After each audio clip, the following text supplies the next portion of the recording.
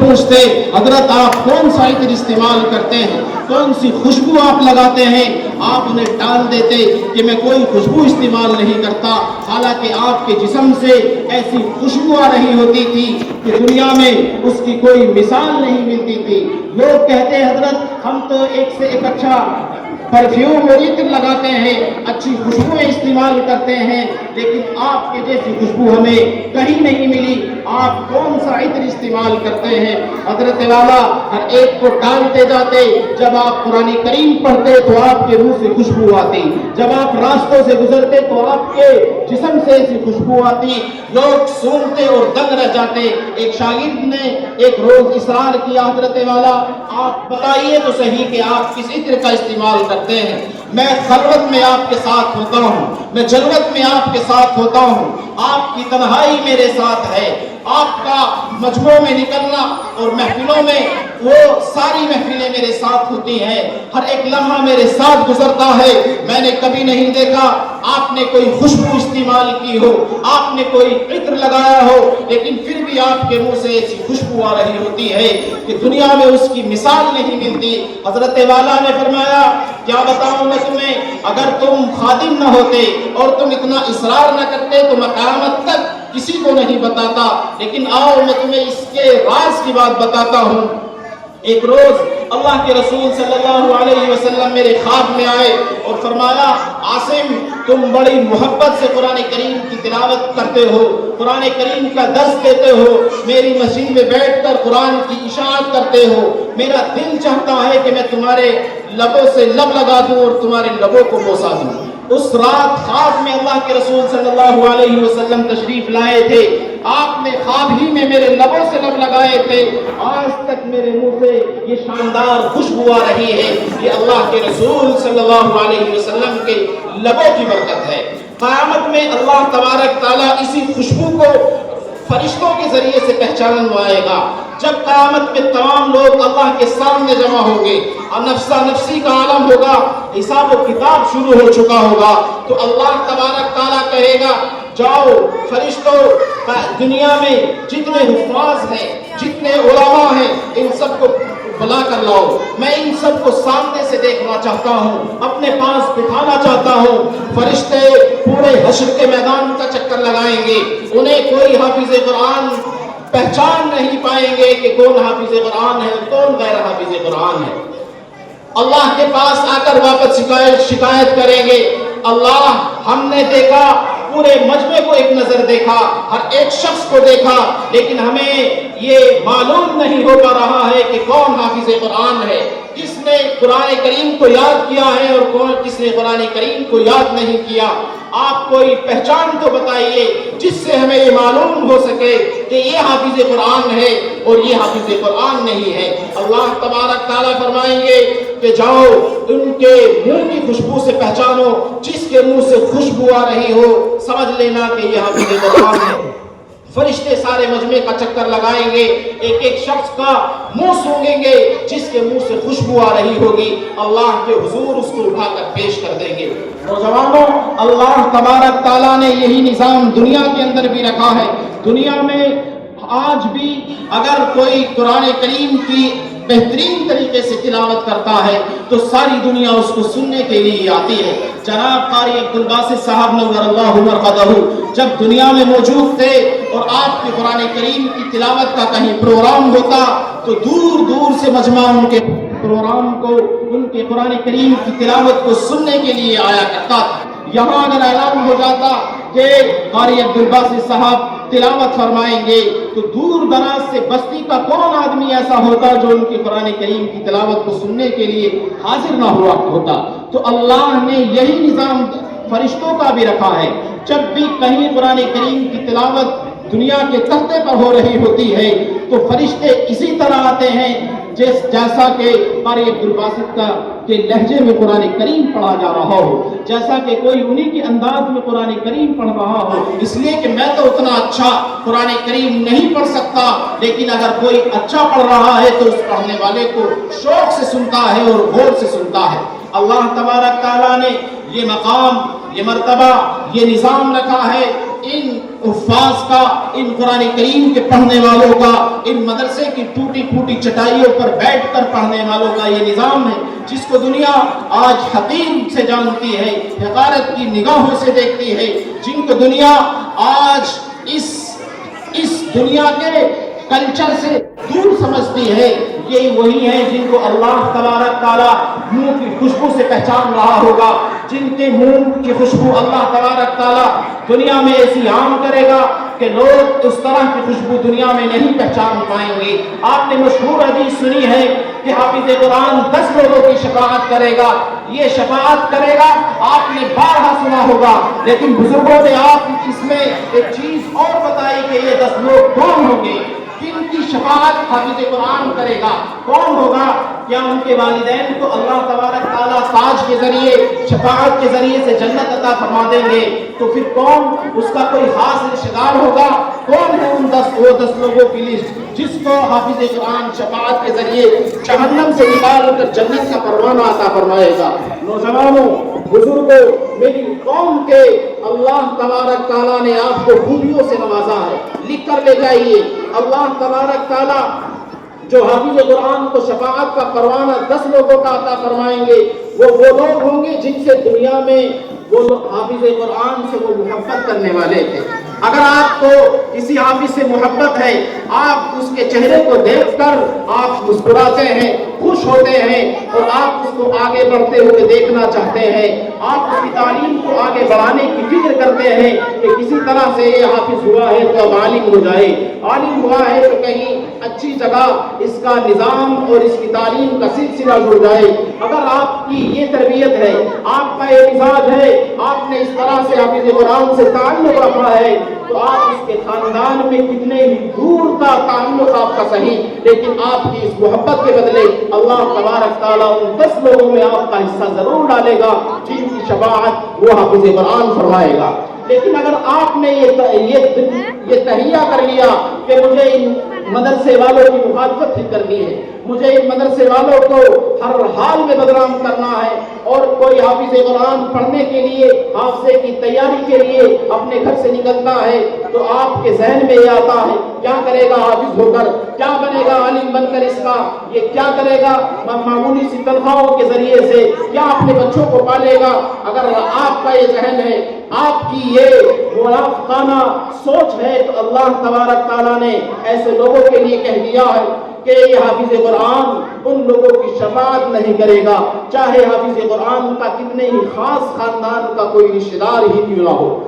یہ 10 لوگ وہ ہوں گے، بزرگوں نے فرمایا، کہ جو سب سے زیادہ حافظ قرآن سے محبت کرتے ہوں گے۔ حافظ قرآن کے بارے میں تو 10 لوگوں کے بارے میں علماء نے لکھا ہے۔ علماء نے ایک عالم کے بارے میں لکھا کہ ایک عالم 300 لوگوں کی شفاعت کرے گا۔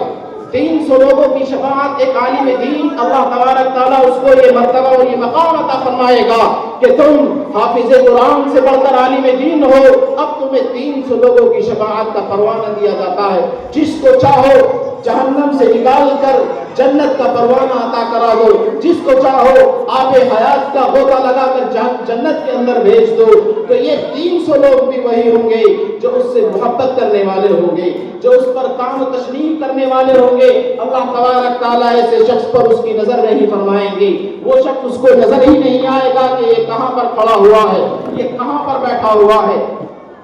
یہ 10 آدمی تو وہ ہیں جو اس کے والدین سے الگ اس کے خاندان کے لوگ ہیں، یہ 300 آدمی کی فہرست بھی وہی ہے جو اس کے والدین سے الگ ہیں۔ اللہ تبارک تعالیٰ والدین کو سورج سے زیادہ چمکدار تاج اللہ تبارک تعالیٰ قرآن کے والدین کو فرمائے گا۔ اللہ تبارک تعالیٰ ایک محفل حافظ قرآن کے والدین کے لیے اور منعقد کریں گے۔ تمام دنیا کے لوگ، پوری کائنات میں جتنے حضرت آدم سے اور اس شخص تک پیدا کیے جائیں گے جو قیامت میں سب سے آخر میں پیدا ہونے والا ہوگا، تمام کو اللہ تبارک تعالیٰ سامنے بٹھا کر حافظ قرآن کے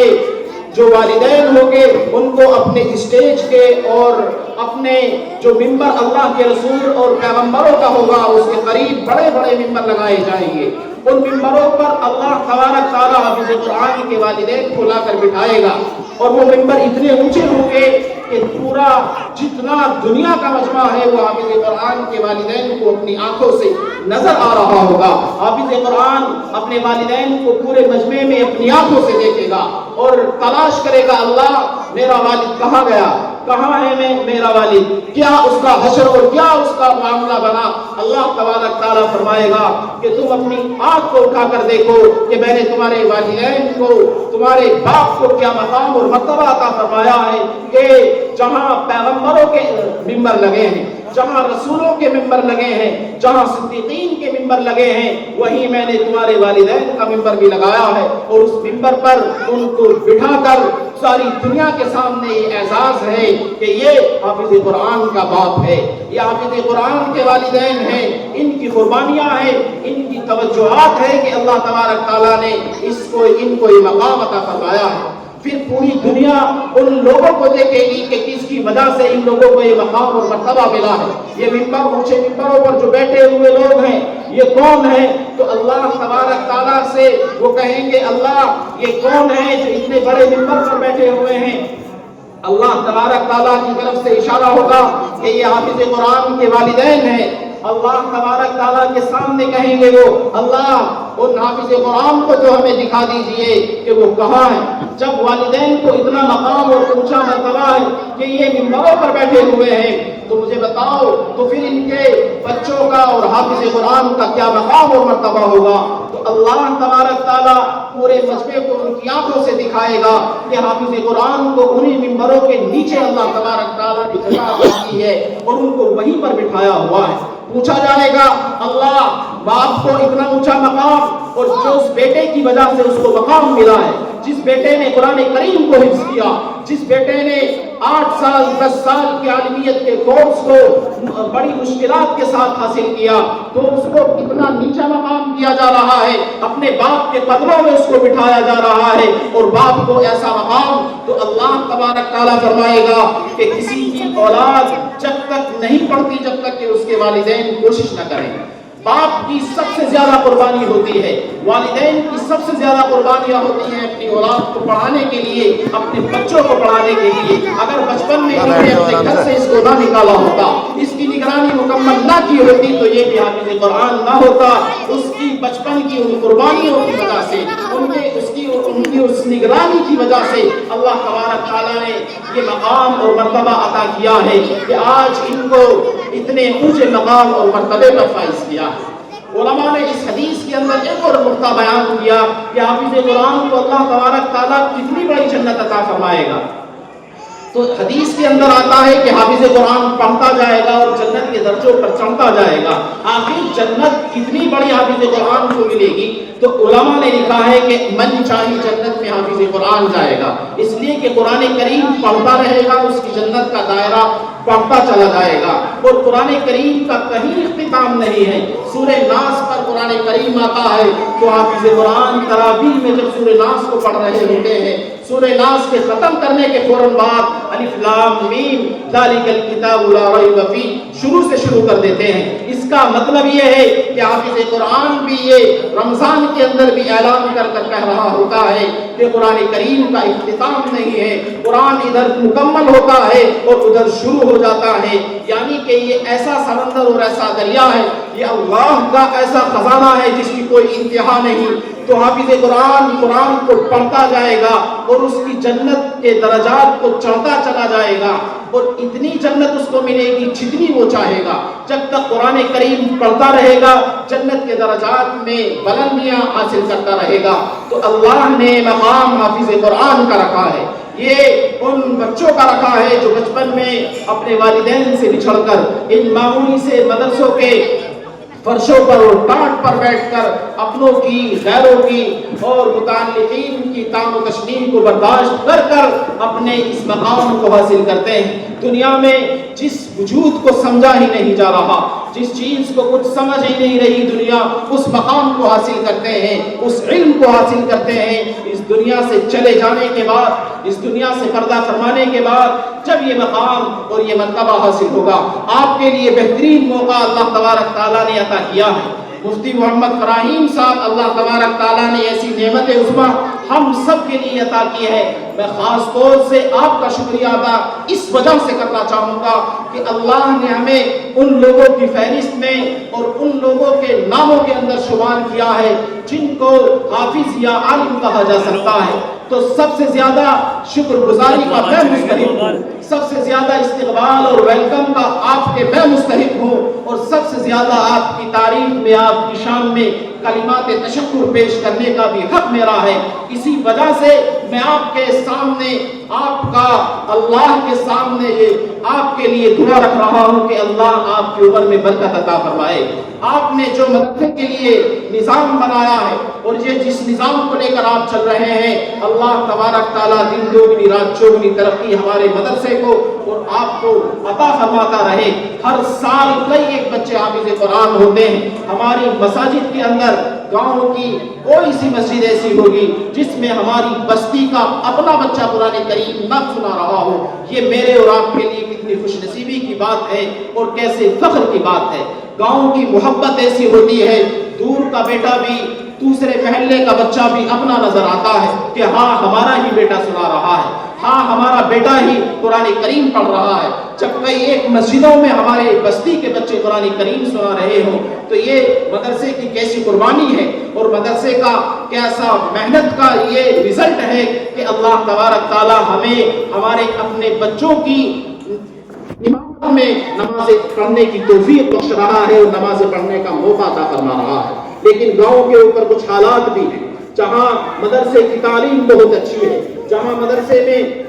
تمام اساتذہ مل کر اور مدرسے کی ذمہ دار اور فعال کمیٹی مل کر ایک بہترین نظام بنا رہی ہے، تو مدرسے کا ماحول تعلیم کا اچھا ہے، لیکن گاؤں کے اعتبار سے ماحول بہت خراب ہے۔ میں چند باتیں اور آپ کے سامنے درد کے ساتھ کرنے کی کوشش کروں گا۔ اللہ تبارک تعالیٰ نے ہمارے گاؤں پر جو ابھی چند مہینے پہلے یا پچھلے چند سالوں میں دو چار ایسے حالات پیش آئے ہیں جن کو میں اپنی زبان سے نہیں کہہ سکتا، آپ ان کا تصور نہیں کر سکتے کہ نوجوان اپنی جانوں پر ظلم کر رہے ہیں۔ اللہ تبارک تعالیٰ نے یہ وجود جو ہمیں بخشا ہے یہ میرا اپنا نہیں، میرے ماں باپ کا دیا ہوا نہیں، بلکہ اللہ کی نعمت ہے۔ میں اس کو اپنی جان سے، اپنے ہاتھ سے ختم نہیں کر سکتا، یہ اللہ کی نعمت ہے۔ ان سانسوں پر پورے کا پورا اختیار اللہ تبارک تعالیٰ کا ہے، ایک سانس بھی میرے اختیار کی نہیں۔ یہ روح کا پورا سسٹم، یہ نظام اللہ تبارک تعالیٰ کا ہے۔ اگر میں نے اس کو تہس نہس اور اس سسٹم کو بدلنے کی کوشش کی، ان سانسوں کو کم کرنے کی کوشش کی، تو اللہ تبارک تعالیٰ ایسے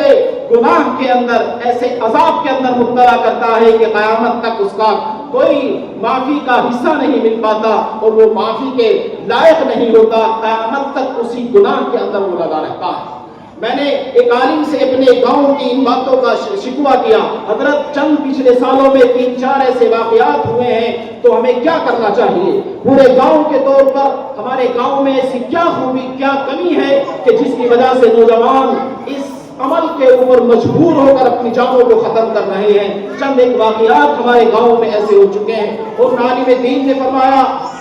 آپ کی بہترین سوچ ہے، پورے گاؤں کی فکر کر رہے ہو، اللہ تبارک تعالیٰ نے آپ کے گاؤں پر نعمتیں تو عطا کی ہیں، لیکن اس وقت میں چند ایک گناہوں کے اندر آپ کی بستی ملوث ہے۔ اگر ان گناہوں سے اور ان غلط کاموں سے یہ بستی بچے گی تو یہ آگے کے ایام میں اور آنے والے سالوں میں یہ واقعات ختم ہوں گے، ورنہ ان میں اور اضافہ ہونے کا اندیشہ ہے۔ حضرت والا نے فرمایا کہ سب سے زیادہ والدین کی ناقدری کی جا رہی ہوگی آپ کی بستی کے اندر، اس وجہ سے یہ نوجوانوں کے ساتھ حادثات پیش آ رہے ہیں۔ میرے بزرگوں اور میرے نوجوانوں، آپ سے درخواست ہے کہ ابھی بچوں نے بھی والدین کے مقام اور مرتبے پر آپ سے کچھ گفتگو اور آپ کے سامنے تقریر کی، تو اپنے والدین کی ایسی قدر کرو کہ دنیا میں مثال بن جائے، اپنے والدین کا، اپنے بڑوں کا ایسا احترام کرو کہ دنیا میں مثال بن جائے۔ آج شوگر کو ٹیسٹ کرنے کا بھی آلہ موجود ہے، بخار کتنا ہے، کتنا 100 ہے، 100 سے 100 پلس ہے، تو اس کو بھی بخار کو ٹیسٹ کرنے کا آلہ موجود ہے۔ ہر ایک بیماری کو ٹیسٹ کرنے کی آج مشینری موجود ہے۔ ہمارے بزرگوں نے فرمایا کہ آج دنیا میں اپنے آپ کو چیک کرنے کی بھی تو کوئی سی ایسی چیز ہوگی جس سے ہم یہ چیک کر سکیں کہ میں جنتی ہوں یا جہنمی ہوں۔ تو یہ اشارہ ہمیں حدیث سے ملتا ہے۔ حدیث کے اندر آتا ہے کہ اللہ تبارک تعالیٰ جس شخص سے راضی ہے، جس کے والدین جس سے راضی ہیں، اللہ بھی اس سے راضی ہے، اور جس کے ماں باپ اس سے ناراض ہیں تو اللہ بھی اس سے ناراض ہے۔ بزرگوں نے لکھا ہے کہ یہی وہ حدیث اور یہی وہ ٹیسٹ ہے کہ آدمی اپنا اندازہ کر سکتا ہے کہ اگر اسی وقت میں مر جاؤں، اسی وقت میرے اوپر موت طاری ہو جائے تو میرا شمار کن لوگوں میں ہوگا، میں جنتی ہوں یا جہنمی اس وقت دنیا میں جو میں سانس لے رہا ہوں۔ اگر وہ دیکھ لے کہ اس کے والدین اس سے ناراض ہیں تو ابھی وہ جہنمی ہے، اگر مر گیا تو ڈائریکٹ جہنم میں جائے گا۔ اگر اس کے والدین زندہ ہیں تو یقین کے ساتھ کہا جا سکتا ہے کہ وہ جنتی ہے۔ پھر میں اور آپ یہ ٹیسٹ کریں اور یہ چیک کریں کہ ہمارے والدین ہم سے کتنے راضی ہیں، ہمارے والدین ہم سے کتنے خوش ہیں، کیا ہر ایک بات ان کی زبان پر آتے ہی ہم اس کو پورا کرتے ہیں، کیا ان کا کوئی حکم آئے، کوئی مشورے کی بات آئے تو ہمارے چہرے پر کوئی ناگواری کے الفاظ اور ناگواری کی کوئی جھلک تو نہیں آتی؟ اگر ناگواری چہرے پر آ رہی ہے تو آپ اپنے والدین سے ناراض ہیں، آپ کے والدین بھی آپ سے ناراض ہیں، اور یہ آپ اپنے مقام کو اپنے والدین کے مقام اور مرتبے سے الگ ہٹ کر آپ ان سے برتاؤ کر رہے ہیں۔ تو اس ٹیسٹ کو ہر وقت اپنا کر رکھیے۔ حدیث کے اندر جو ملتا ہے کہ اپنا جنتی ہونے کا ٹیسٹ آپ کا یہ ہے کہ آپ کے والدین آپ سے راضی ہیں۔ تو والدین کی، اپنے بڑوں کی ہمیں قدر کرنی ہے۔ دو باتیں انہوں نے اور کہی، پہلی بات ہو گئی اپنے بڑوں کی اور والدین کی قدر کرنی ہے۔ دوسری بات کہی کہ نوجوانوں پر آپ کے حالات یہ اس وجہ سے ہیں کہ زناکاری اس گاؤں کے اندر بہت زیادہ ہو رہی ہے۔ بزرگوں کو، نوجوانوں کو معلوم نہیں ہوگا، ہمیں معلوم ہوگا کہ ہمارے بچے تو صاف ستھرے ہیں، ہمارا بچہ تو کسی کو دیکھتا ہی نہیں، ہمارے بچے تو باہر جاتے ہی نہیں، لیکن ایسا ہو ہی نہیں سکتا کہ نوجوان اس طرح سے اپنی جانوں کو ضائع کر رہے ہوں اور اس بستی کے اندر یہ عمل نہ کیا جا رہا۔ تو نوجوانوں، میری قوم کے بزرگوں، اس کے اوپر بھی آپ کو سوچنے کی ضرورت ہے۔ میں ایک بزرگ کا بڑے درد کے ساتھ اس عالم دین نے یہ 3 باتیں مجھ سے کہی ہیں کہ اپنی بستی میں جب بھی موقع ملے بیان کر دینا، اپنے بڑوں سے، اپنے بزرگوں سے ان باتوں کو رکھ دینا۔ اگر نوجوانوں میں آپ کی بستی میں ذرہ برابر 10% بھی اس پر عمل ہو گیا تو آئندہ کے واقعات سے بچ جائے گی۔ 100% عمل ہو گیا تو آئندہ کوئی آپ کی بستی کے اندر اپنی جان کو ضائع نہیں کرے گا، اپنے ہاتھ سے ختم نہیں کرے گا۔ تیسری، اللہ تبارک تعالیٰ نے جو نظام دنیا کے اندر حلال کمائی کا رکھا ہے، جو اللہ تبارک تعالیٰ نے دنیا کے اندر نظام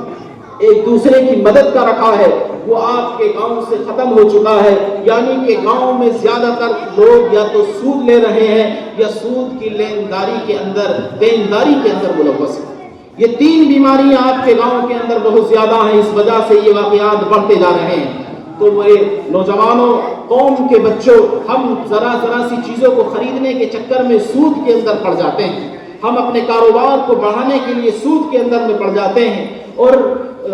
ہمارا لینا دینا بھی نہیں، کام دوسرے کا، ہمارا اس سے کوئی واسطہ بھی نہیں، معاملہ دوسرے کا، لیکن ہم پھر بھی سود کی لکھت پڑھت کے اندر، اس کی گواہی کے اندر، اس کے دلوانے میں جب ہم پڑھتے ہیں تو اللہ تبارک تعالیٰ پھر صرف اکیلی ایک ذات کو تکلیف میں نہیں پہنچاتے بلکہ پوری بستی پر اس طرح کی آزمائش اور بلائیں آتی ہیں۔ تو ایک آدمی اپنا خود گناہ کر رہا ہے، اپنی والدین کو ناراض کر رہا ہے، تو اس کے ساتھ تو وہ حشر ہونا ہی ہے۔